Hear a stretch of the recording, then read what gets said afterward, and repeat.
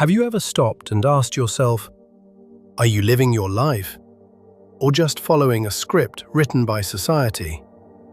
What if the rules you obey were never meant for you in the first place?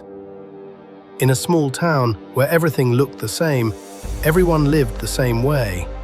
The houses were the same color, the roads were perfectly straight, and the people followed straight paths too. There was an unspoken rule in that town. Walk in line, do what everyone does, don't ask why. Every morning at exactly 8 a.m., the people lined up and walked toward the big grey building.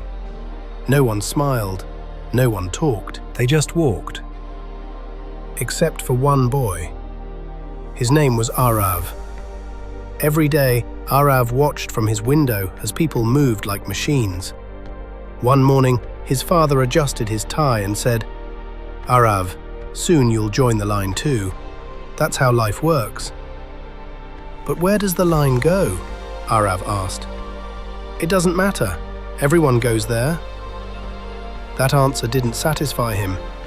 The next morning, instead of standing in line, Arav turned the other way.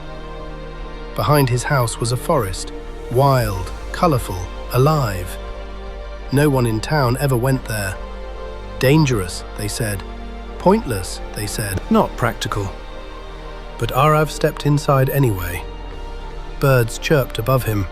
Sunlight danced through the trees. The wind carried something unfamiliar. Freedom.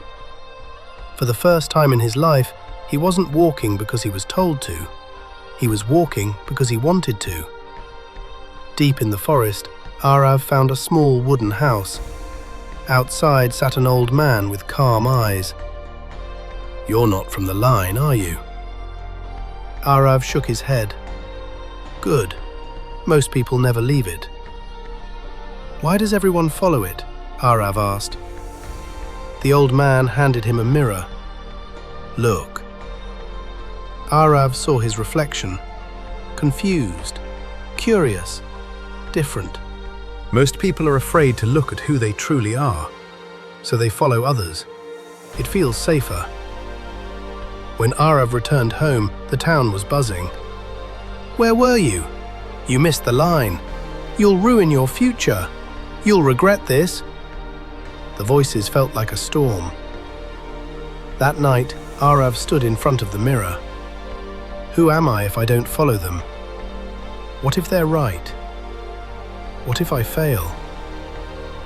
Fear whispered loudly. But then he remembered the forest, the sunlight, the air, the feeling of freedom. And another voice whispered back, "What if they're wrong?" The next morning, the line formed again, but Arav didn't join. Instead, he picked up old tools. Near the forest entrance, he began building something. "What are you doing? That's not how things are done. You're wasting your time." "I'm building my own road." It wasn't easy. He failed. He stumbled. He doubted himself. There were days he almost stepped back into the line, because following is easier than leading yourself. But every time he thought about giving up, he asked himself one question: am I living to fit in or to be true? One morning, a little girl stepped out of the line. She watched him quietly. "Why aren't you in line?" "You don't have to be." She hesitated. Then she turned and walked toward him. And in that moment, Arav understood something powerful. When you stop blindly following society, you don't just change your life, you give others permission to change theirs. Weeks passed. An artist stepped away. A baker followed her dream. A musician left the grey building behind. Color returned to the town. Laughter replaced silence. Questions replaced obedience.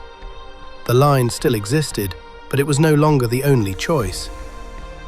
Years later, Arav stood at the edge of the forest. "You see?"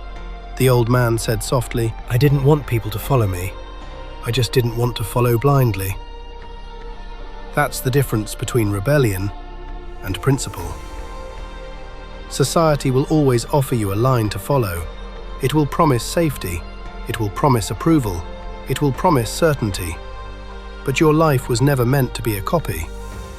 The moment you choose your own principles, you stop surviving and you start living. So ask yourself, are you walking in line, or are you ready to build your own path?